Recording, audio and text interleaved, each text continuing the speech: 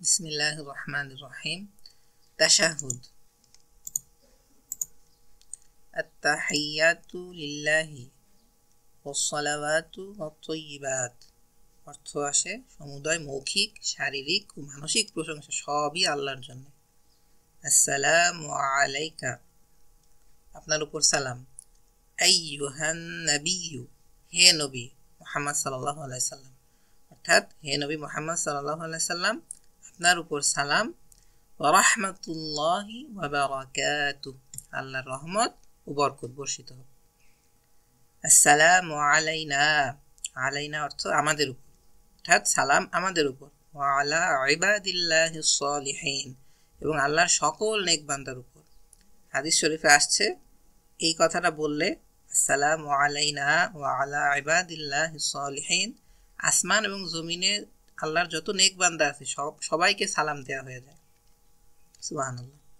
এরপর আশহাদু আল্লা ইলাহা ইল্লাল্লাহ, আমি সাক্ষ্য দিচ্ছি যে আল্লাহ ছাড়া কোনো ইলাহ নেই। ওয়া আশহাদু আন্না, এবং আরো সাক্ষ্য দিচ্ছি যে মুহাম্মাদান আবদুহু ওয়া রাসূলুহু, মুহাম্মদ সাল্লাল্লাহু আলাইহি সাল্লাম আল্লাহর বান্দা ও রাসূল। দুরূদ ইব্রাহিম।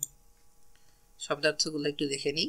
সাল্লি শব্দের অর্থ আসে অনুগ্রহ করো, আলা মানে উপরে, বারিক অর্থ আসে বরকত দান করো, আর সাল্লাইতা, সাল্লাইতা অর্থ হচ্ছে অনুগ্রহ করেছিলে, কামা অর্থ যেভাবে যে রূপে, সাল্লাইতা অনুগ্রহ করেছিলে, বারাকতা মানে বরকত দান করেছিলেন। আল, আলিফের উপর খাড়া জবর লাম, আল শব্দের অর্থ আসে বংশধর। আর হামিদ আল্লাহ পাকের একটা গুণবাচক নাম আসমাউল হোসনার মধ্যে, আর মাজিদ এটাও আল্লাহ পাকের আরেকটা গুণবাচক নাম। হামিদ অর্থ সপ্রশংসিত, মানে যিনি নিজের প্রশংসা নিজে করছেন। মাজিদ অর্থ মহামহিম, মহাসম্মানিত। আচ্ছা, এবার দেখি প্রথম 3 লাইন। আল্লাহুম্মা সাল্লি আলা মুহাম্মদ, হে আল্লাহ মুহাম্মদ সাল্লাল্লাহু আলাইহি সাল্লামের উপর আপনি অনুগ্রহ করেন, শাওয়ার মার্সি, তার উপর রহম করেন। ওয়া আলা আলি মুহাম্মদ, এবং তার অনুসারী বংশধরদের প্রতি অনুগ্রহ করেন। কামা সাল্লাইতা, যেভাবে অনুগ্রহ করেছিলেন, আলা ইব্রাহিম, ইব্রাহিম আলাইহিস সালাম, ওয়া আলা আলি ইব্রাহিম, এবং ইব্রাহিম আলাইহিস সালাম তার বংশধরদের প্রতি যেভাবে অনুগ্রহ করেছিলেন। ইন্নাকা হামিদুম মাজিদ, নিশ্চয়ই তুমি সপ্রশংসিত মহামহিম। ঠিক তেমনি পরের 3 লাইনও এই 3 লাইনের অনুরূপ।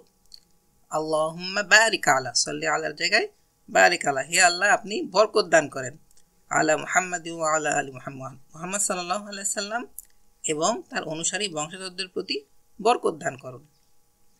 কামা বারাকতা, যে রূপে বরকত দান করেছিলে, আলা ইব্রাহিম, ইব্রাহিম আলাইহিস সালাম, ওয়া আলা আলি ইব্রাহিম, এবং ইব্রাহিম আলাইহিস সালামের বংশধরদের প্রতি। ইন্নাকা হামিদুম মাজিদ, নিশ্চয়ই তুমি সপ্রশংসিত মহামহিম। দোয়া মাসুরা, এটা শব্দার্থগুলো দেখে নিই। যালামতু, যালামতু শব্দের অর্থ হচ্ছে জুলুম করেছি, আমি জুলুম করেছি। নাফসি, আমার নফস, আমার আত্মা। কাসীরা, কাসীরা শব্দের অর্থ হচ্ছে বেশি, অনেক বেশি বা অত্যধিক। লা, লা লাম জবর খালি আলিফ, লা মানে ধারায় হচ্ছে না বা নাই। ইয়াগফিরু, ইয়াগফিরু মানে তিনি ক্ষমা করেন। আয-যুনুব, যুনুব কথার মানে হচ্ছে গুনাহ সমূহ, এটা জাম্ব বা গুনাহের বহুবচন, আয-যুনুব। ইল্লা আনতা, ইল্লা মানে হচ্ছে ব্যতীত বা ছাড়া, আনতা মানে তুমি, তার মানে ইল্লা আনতা মানে তুমি ছাড়া। ফাগফিরলি, অতএব আমাকে ক্ষমা করে দাও। মিন মানে হতে বা থেকে। ইনদিকা, ইনদিকা কা শেষে আছে মানে এটা হচ্ছে তুমি বা আপনি বুঝাবে। ইনদিকা মানে তোমার কাছে। ওয়ারহামনি, এবং আমার উপর রহম করো, রহম ওয়ারহাম, ইরহাম। ওয়ারহামনি মানে কি, এবং আমার উপর রহম করো। আর শেষে 2টা আল্লাহ পাকের আসমাউল হুসনা সিফাত, যে আল গফুর এবং আর রহিম। আল গফুর মানে পরম ক্ষমাশীল, আর রহিম অসীম দয়ালু। এবার দেখিনি, সহজ হয়ে যাবে ইনশাল্লাহ।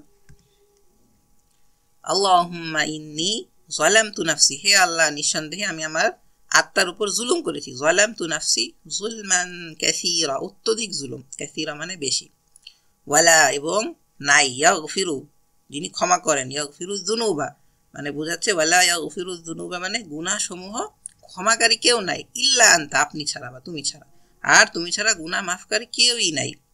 ফাগফিরলি, অতএব তুমি আমাকে মাফ করে দাও, মাগফিরাতাম মিন ইনদিকা, ইনদিকা মানে আমরা দেখে আসছি কি তোমার কাছে বা তোমার কাছ থেকে, তুমি নিজের তরফ থেকে আমাকে মাফ করে দাও।